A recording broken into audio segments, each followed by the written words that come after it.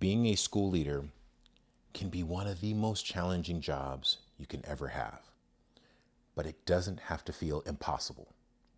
There are a few powerful things that I've learned along the way that I wish somebody had told me sooner that can help you lead better, help your team perform better, and help you show up in your best way every single day.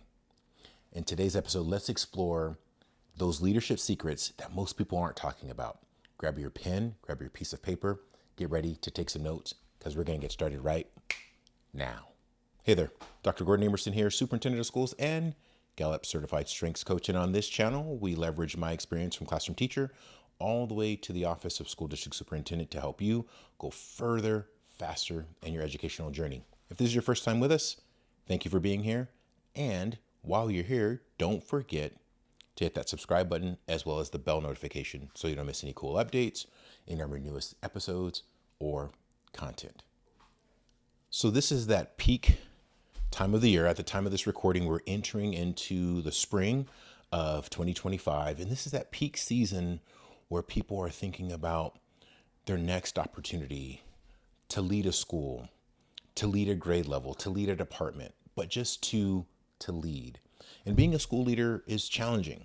And so I want to spend a little bit of time today walking and talking you through some of the things that I have found to be extremely high quality, high value leadership strategies that translate whether you are, again, leading a department or leading a grade level, if you're an assistant principal, or you work at the central office. These principles are valuable, and I think they're going to be helpful. And so if I was sitting down over a cup of coffee and we were just talking and kind of building some shared understanding of what I think it takes to be a good leader, these are the types of things that I would talk with you about. So let's talk. There's going to be 3 strategies that we're going to talk about, and then I'm going to try to give you also an actionable tip, an actionable framework that you can use on a weekly basis that's going to help you, again, maximize your leadership capacity and push your ability to have impact and influence as a leader within schools. So let's jump right in with strategy number 1. All right, let's talk about strategy number 1. And strategy number 1, as we're thinking about more effective leadership, is to lead with vision, not just task. So if you think about this work, the work of leadership, it's where do we want to go? Where do we want to take people? And why on earth should they follow us to where we want to take them? And so if we think about vision and really casting that vision, I think about starting with your why. And so let's go back to Simon Sinek's work on Start With Why. But what's our big why for leading? What's our big why for learning and growing? What's our big why for wanting to take care and support young people, students, scholars as they're coming up through the system? What's the why that's driving it? Because your leadership why, the why you got into education, your views, your vision, your philosophy, the values that you bring, that helps you to craft what your vision is. And you start with why. Why did I get into education? I got into education because I truly think that education is a lever that can change communities. I think that education is a lever that can change the world. I think that education and educating children is the single best way to protect and secure our future existence as a country and as a species. Educating our young folks is what is going to secure my future as a person. And so that's part of my why. The second part of my why is I just genuinely like being around schools and like the energy and the vibe and the culture and the community that it creates. And so for the last 25 years, I have gotten up every single day, not going to work, but going to my calling, my passion, where I love to be, what I love to be doing, which is being in and around schools, being around students, being around the learning process, the professional educators who spend their time, their effort, and their energy every single day, every single week, getting prepared to teach kids new things, new ideas, new insights. So if you're going to lead well, what's your why? What drives you to this work? What pushes you to say, this is who I am, this is where I am going to be for the next 10, 15, 20, 25, 30 years? What's your why? Because when you get clear on your why, then people will get clear on whether they buy into what it is that you're talking about. And that is your vision. Where do you see this team going? Where do you see this school going? Where do you see this district going over the next 12, the next 24, the next 36 months? Because when we think about vision, vision is not about right now, today, but we're crafting and we're developing something that is going to be sustained over the long term.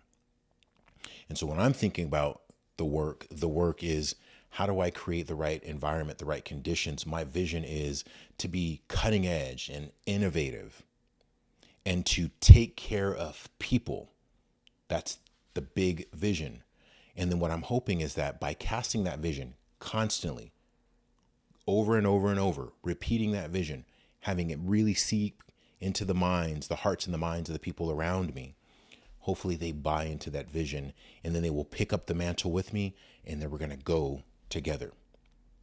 That's the hope. That's the intention.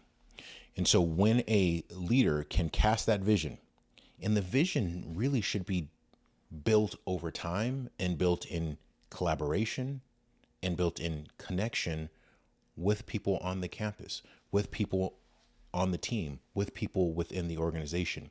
So we have a shared collective vision. It's not a series of tasks, but it's a series of values. It's a series of beliefs. It's a series of aspirational thoughts and activities that will make our school, our organization, our community a better place. The very first thing that you've got to be doing as a leader in any organization is casting vision.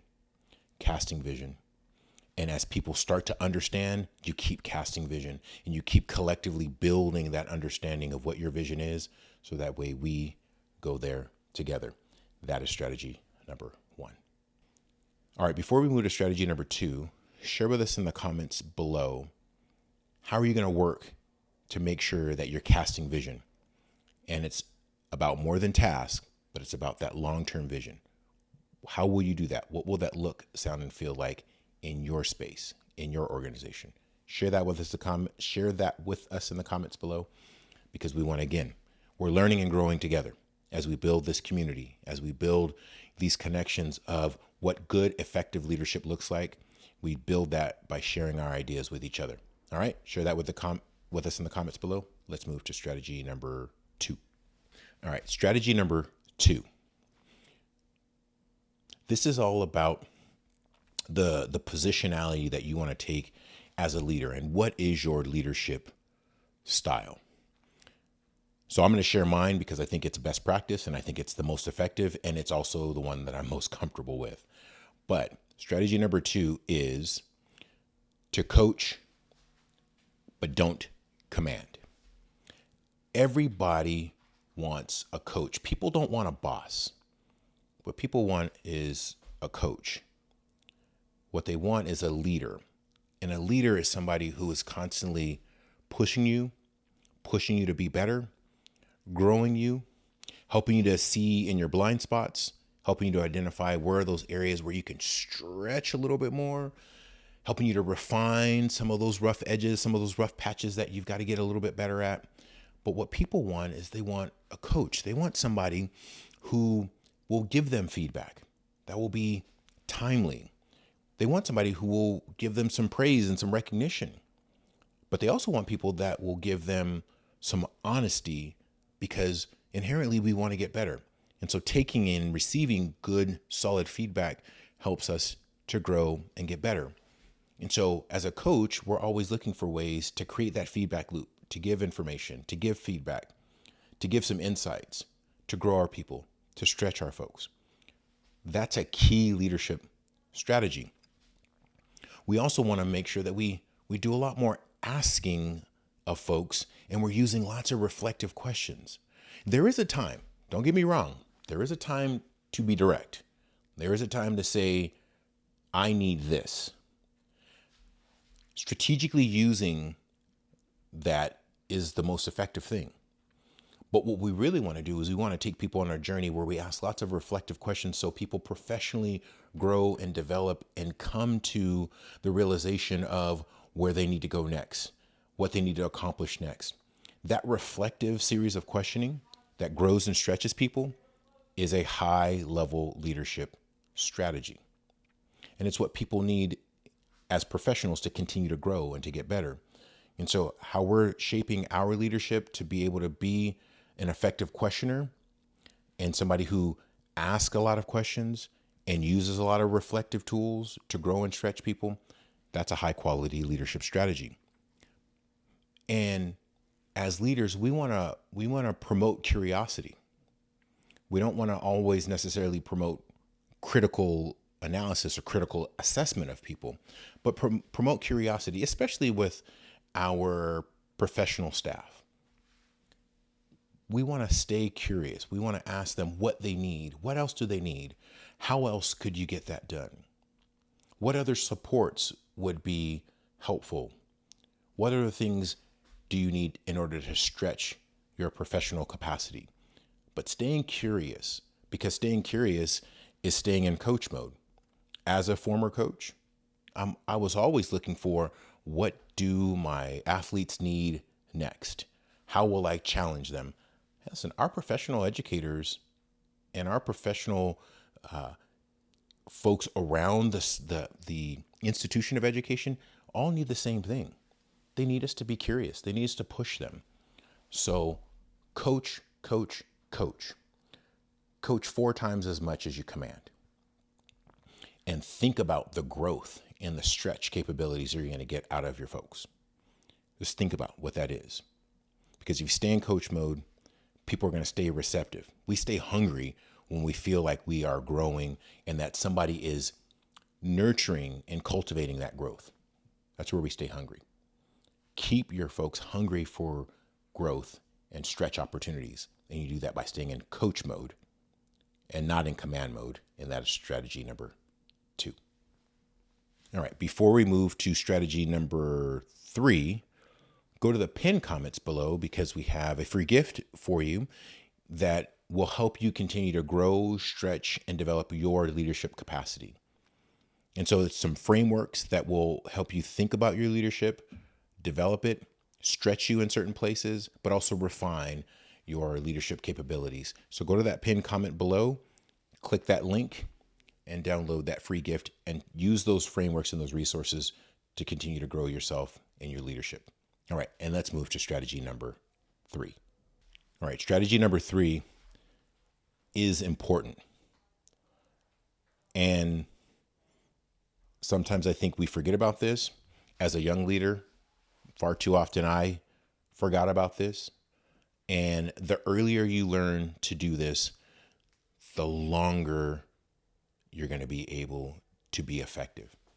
The more longevity you're going to have, the more sustainability you're going to have, and the more vitality you're going to have in the work. So strategy number 3 is to make sure that you protect your energy and your calendar. Critically, critically, critically important.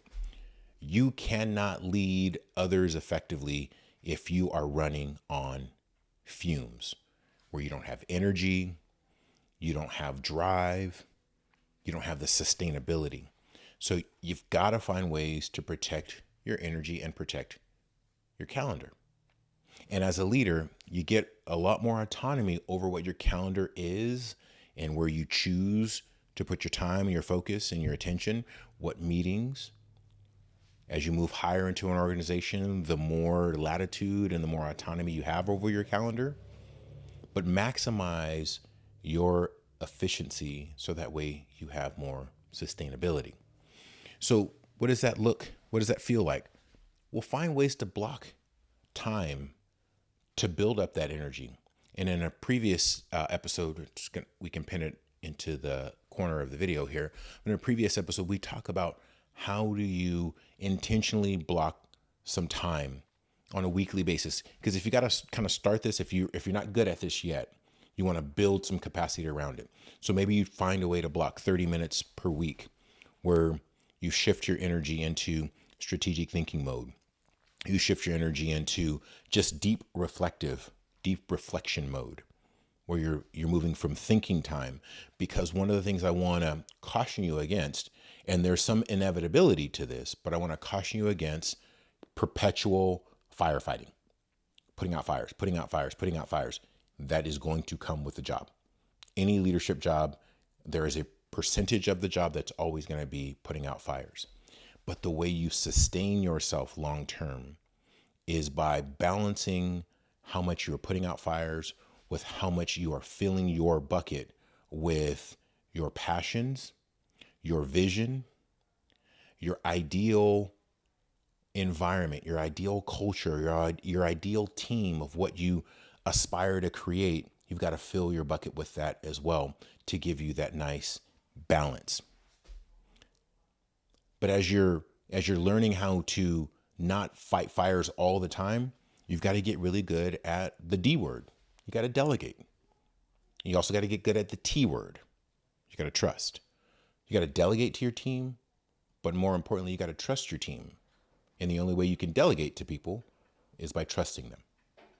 And the more you trust people, the more you can be able to delegate to them as well.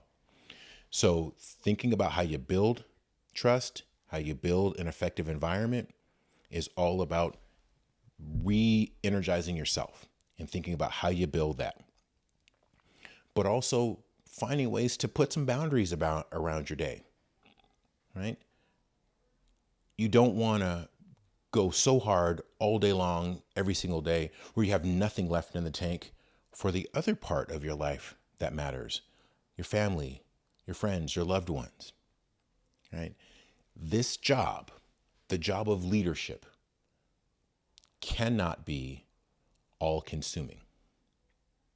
I know we'll sometimes feel like it has to be. It does not have to be. And I implore you to not make it be.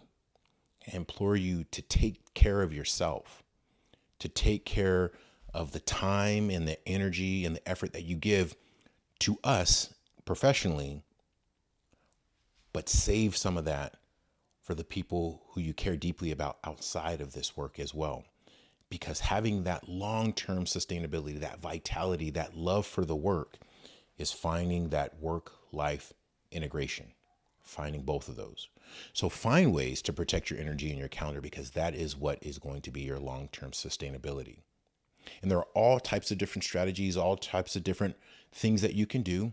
And if you check out all the different episodes on the channel, we talk about different ways to do that. But you've got to be more than one-dimensional. And this strategy is about being multidimensional. Your professional work, but carving out time to be multifaceted and multidynamic, and then making sure that you keep that energy flowing so you can give time to the work, but also time to things outside of the work that sustains you. All right. So protect your energy and protect your calendar and protect your time. And that is strategy number 3. All right. If you've made it to this point in the episode with us, thank you so much for hanging with us. And to show our appreciation, we want to talk about an additional strategy, a bonus tip that you can use and you can incorporate as early as this Friday. So that bonus strategy is the weekly leadership reflection. And I truly believe that this is the one habit that can elevate your leadership to the absolute next level. So the idea is to make sure that we're building off of strategy number 3 that we've already talked about, protecting your energy and protecting your time, protecting your calendar, right? And not just focusing on putting out fires all the time. But this is going to the next level with that. So carving out and setting aside, let's take 30 minutes on Friday to really, truly take stock and ask ourselves these questions. Follow me on this. You're going to ask yourselves, what did I do this week that aligned with my leadership vision. You're also going to ask, who on my team did I elevate or coach meaningfully? And then the next question you're going to ask is, what can I improve next week without adding more to my plate? And then one last question you can always ask yourself is, am I being the truest version of myself as a leader day in and day out? If you take yourself through those series of questions every week, you're going to be elevating your leadership, right? Because you're taking strategies 1, 2, and 3, and you're actualizing them, and you're putting them not just in theory, but you're actually putting them in practice. And you're asking yourself that every single week. How am I doing on these 3 high-level leadership strategies? And if you track it and you take notes and you keep some semblance of what your progress is, you'd be amazed at how you will continue to grow as a leader. So I encourage you this Friday, put this in play. And then in the comments, come back to this video after Friday. Come back and tell us how it went. Share what insights you drew from it. Tell us what you learned, but put that in the comments, because again, this is going to help us. This is going to grow us. This is going to make us all better. That rising tide is going to lift all boats. So do your leadership reflection, 30 minutes this coming Friday, and then come back in and let us know how it went. So there you have it. 3 strategies to elevate your leadership and 1 bonus framework that you can put in play right away that's going to have a significant impact on your leadership and how you lead others. Right? And as we continue to grow and we continue to build this, we thank you. We thank you for the commitment. We thank you for the community building. We thank you for the learning and the growing that we are doing together. We want to continue to make you the best possible leader that we can. And as we think about that, we're going to check out this next episode, because we're going to keep giving you more tips, more strategies, more frameworks that will help you go further, faster in your educational journey.